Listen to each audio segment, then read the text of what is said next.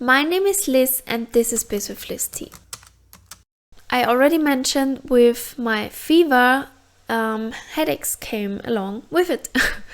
And they told me that it would take a while for them to go away. And then I had my lumbar puncture, is it called like that? And it went wrong, so I had bad headaches again. I mean, they didn't stop until this point, but they got better and then they got worse again. And from that point on, they just never got good again.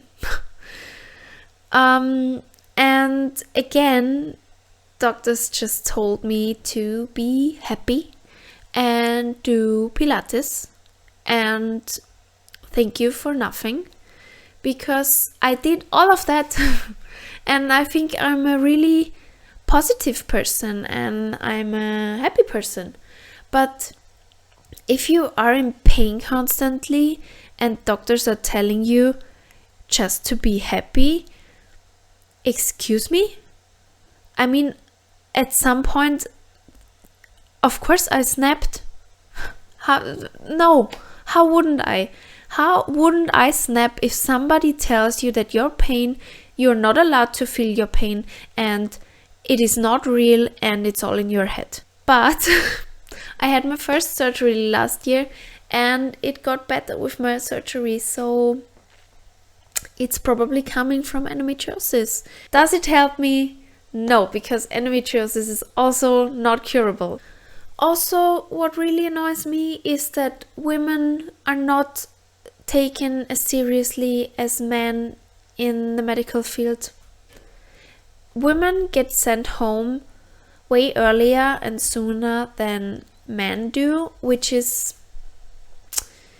just not logical to me. But I have to say, I do had a lot of great doctors, and I'm thankful for every doctor that was listening to me and that took me seriously and just tried to help me.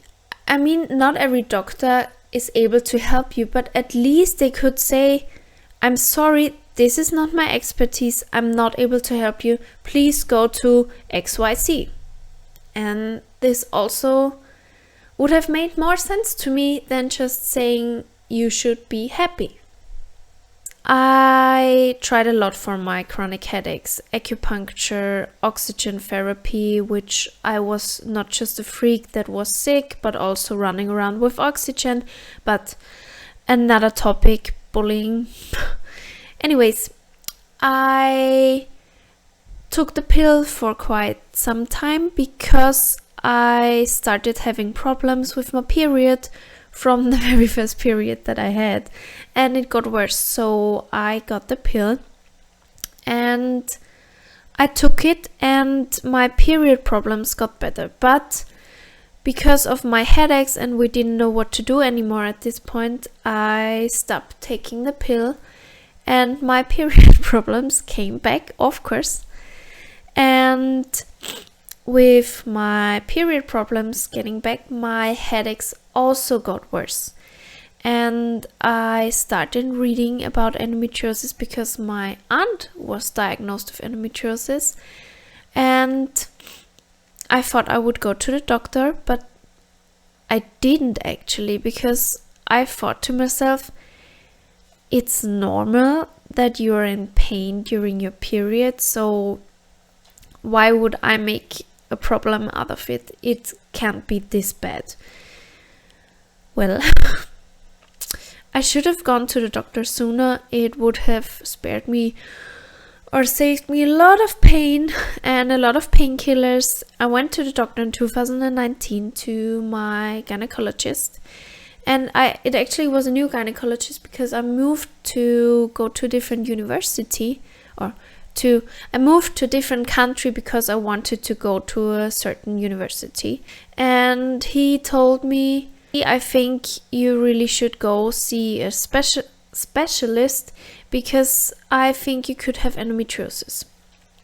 And it took me an entire year to go see a specialist because I was so afraid of the diagnosis, and I was afraid I couldn't handle it and what I would do next, and if it really is necessary, because again, women are told it's totally normal to feel pain during their period. And I didn't know that much about endometriosis back then, and I didn't know that a lot of my symptoms that I had, or a lot of pain that I was feeling, was in correlation with endometriosis or to endometriosis. Nevertheless, I went to the specialist, my God, 1 year later, and he listened to me and he believed me, and it was a new and strange experience. And he said we could do a surgery, so we could look, because that is the only real way to prove that someone has endometriosis, through the laparoscopy. And I did it, and I felt way better, way better after the surgery. My cramps got better, my headache got a lot better, my glorious endobelly. If you want to see it in full action, go to my Instagram or TikTok. You can see a reel or a TikTok with my beautiful endobelly that proves that I'm not pregnant, just there to eat. And because my symptoms got worse again, I have another surgery scheduled for November, which there will be a separate video for that as well. Oh, I haven't explained what endometriosis is, and I'm reading it again so I don't say anything wrong, because again, I'm not a doctor. Endometriosis is an often painful disorder in which tissue similar to the tissue that normally lines the inside of your uterus, the endometrium, grows outside your uterus. And it is really painful, and a lot of people, or a lot of women, have endometriosis and don't know it, because it is normal to be in pain, which it shouldn't be, but you get the point. And endometriosis is also so different for everyone, but endometriosis can be super painful, and it is listed as one of the 20 most painful illnesses that you could have on the NHS list. But endometriosis can be super painful for some, and others don't feel a thing. And you could have a lot of tissue in your body and not feel it, because it's in good positions, and it can be in a bad place, and you could just have one little mild endometrious tissue. But if it sits on the wrong organ, it can ruin everything. I heard about women losing organs because of endometriosis. It can be on your diaphragm, it can be on your lung, it can be on your intestines, it can be on your bladder, it can be on your kidneys. And again, I'm not a doctor, but that sounds pretty scary to me. Today I want to talk more about my symptoms. I can only talk about my symptoms. Again, I'm not a doctor. I cannot say what any other symptoms can occur or what might be your endometriosis. But again, I just want to say some of my symptoms, and if some of that might apply to you, maybe you want to see a gynecologist, or maybe just look into the topic and see for yourself if this could be you, and if this could help you maybe get you pain relief. First, of course, my chronic headaches and my cramps. I already mentioned that my gynecologist thinks that my headaches are coming from the endometriosis, and I also think that because again they got better after the surgery, and it is completely related to where my cycle is. I don't have a day where I don't feel a headache.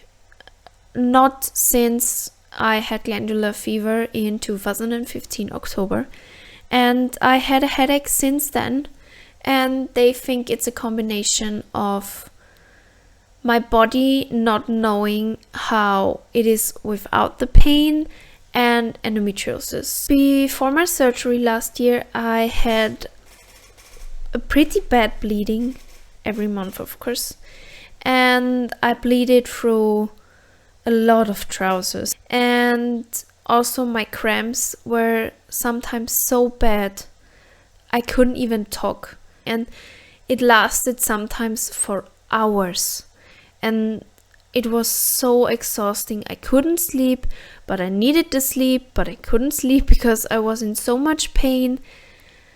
And sometimes I do have cramps outside of my period, but the cramps are mainly during my period.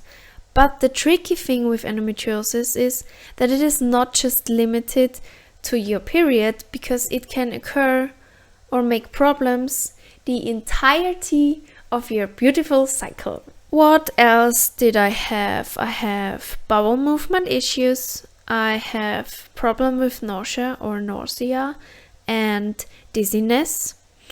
I have problems with feeling pretty much sick every time I'm on my period. I feel like I'm getting a cold every time. I have pain in my entire body, and it shifts sometimes from the knees to the back, only the lower back, sometimes the upper back, and sometimes it actually feels like somebody is pressing against my lung and making it hard for me to breathe. I do struggle a lot with tiredness. I have trouble sleeping and getting rest.